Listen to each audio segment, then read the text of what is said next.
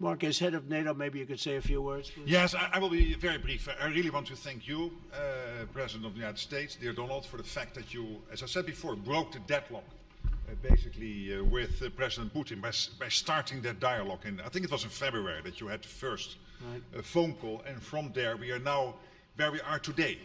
And that is, I think, if we play this well, we could end this. And we have to end this. We have to stop the killing. We have to stop the destruction of Ukraine's infrastructure. It is a terrible war. So I'm really excited. And let's make the best out of today and make sure that from today onwards we get this thing to an end as soon as possible. I really want to thank you for your leadership, what you are doing for Volodymyr, but of course also all the European colleagues. It is really crucial. And the fact that you have said I'm willing to participate in the security guarantees is a big step. Is really a breakthrough, and it makes all the difference. So also thank you for that. Well, NATO also has agreed from 2% to 5%, which is something that is a massive amount of money. And it's 2% that wasn't always paid to 5% that is paid. That's a big difference. And so we appreciate that. That was a great move. Thank you very much. Ursula, maybe on behalf of the Commission, you could say a couple of words. Thank you very much. It's a pleasure to be here. And it's a very important moment. Indeed, we are here, Europeans, as friends and allies. We had a fantastic NATO summit.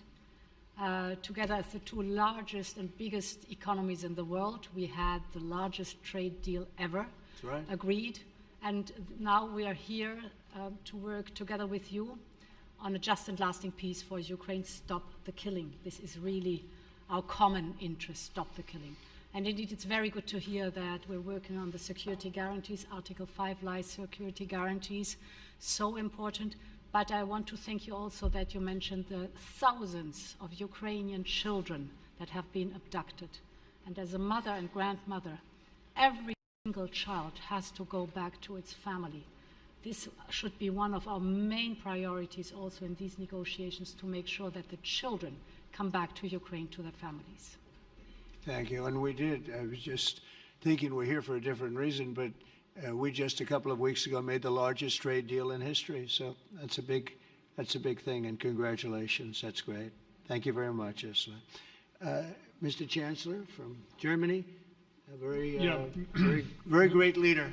Mr. President, dear Donald, many thanks for having us today. I think this is extremely helpful that we are meeting and hearing that the two of you are having such a good meeting today here in Washington. The next steps ahead are the more complicated ones now. The path is open. You opened it last Friday. But now the way is open for complicated negotiations. And to be honest, we all would like to see a ceasefire, the latest from the next meeting on. I can't imagine that the next meeting would take place without a ceasefire. So let's work on that, and let's try to put pressure on Russia, because the credibility of these efforts we are undertaking today are depending on at least a ceasefire from the beginning of the serious negotiations from next step on. So I would like to emphasize this aspect and would like to see a ceasefire from the next meeting, which should be a trilateral meeting wherever it takes place. Well, we're going to let the president go over and talk to the president, and we'll see how that works out, and if we can do that. I will say, and again I say it, in the 6 wars that I've settled, I haven't had a ceasefire. We just got into negotiations, and one of the wars was, as you know, in the Congo was 31 years long. Another one that we settled last week with 2 great countries was 35 years going on, and we had no ceasefire. So if we can do the ceasefire, great. And if we don't do a ceasefire, because many other points were given to us, many points were given to us, great points. Please, Georgia, go ahead. Well, thank you very much, Donald, Mr. President, for hosting us today in this important meeting. And I think it is an important day, a new phase, after 3 years and a half that we didn't see any kind of sign from the Russian side that there was a willing for dialogue. So something is changing, something has changed, thanks to you, thanks also to the stalling in the battlefield. which was achieved with the bravery of Ukrainians and with the unity that we all provided to Ukraine.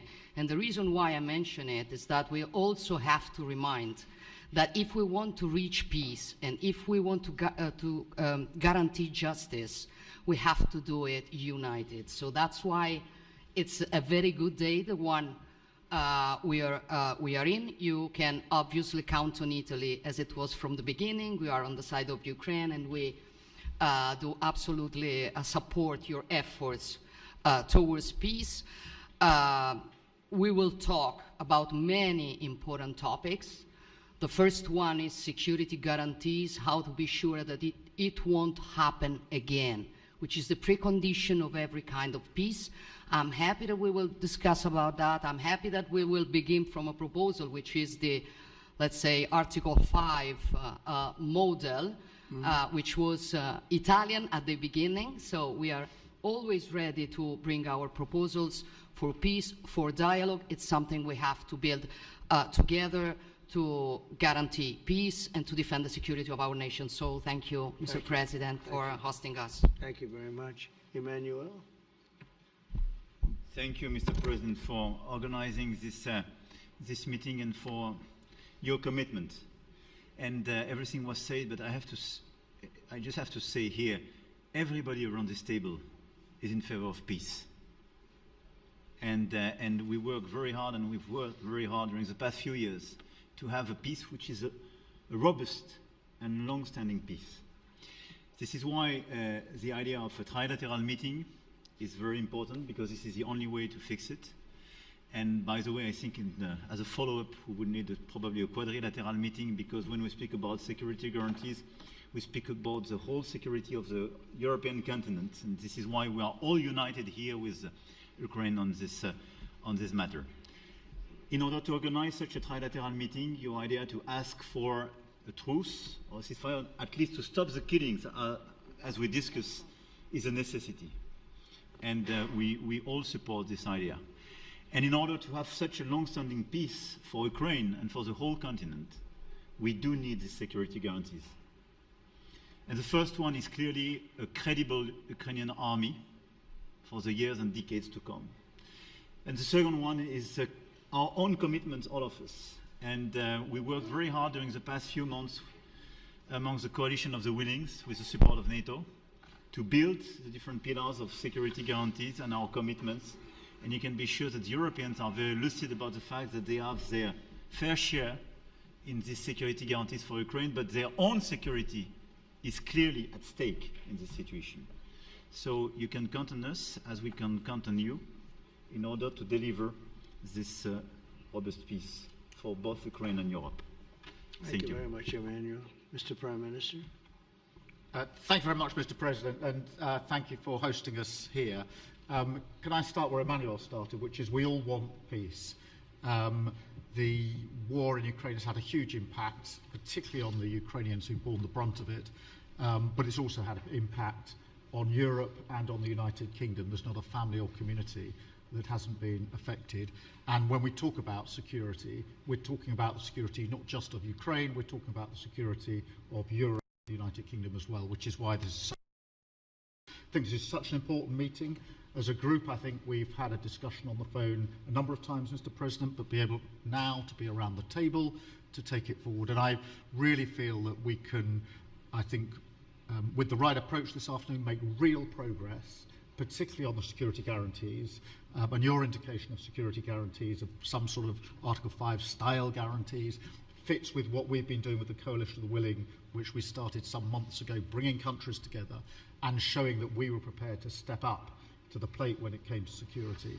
With you coming alongside, the US alongside what we've already developed, I think we could take a really important step forward today. A historic step, actually, could come out of this meeting in terms of security for Ukraine and security in Europe.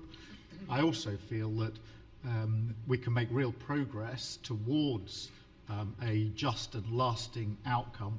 Obviously, that has to involve Ukraine, and a trilateral meeting seems the sensible next step. So thank you for being prepared to take that forward, because I think if we can ensure that that is the progress out of this meeting, both security guarantees and some sort of progress on trilateral meeting of some sort to bring some of the difficult issues to a head, then I think today will be seen as a very important day in recent years in relation to a conflict which has gone on for 3 and a bit years, and so far nobody's been able to bring it to this point, so I thank you for that.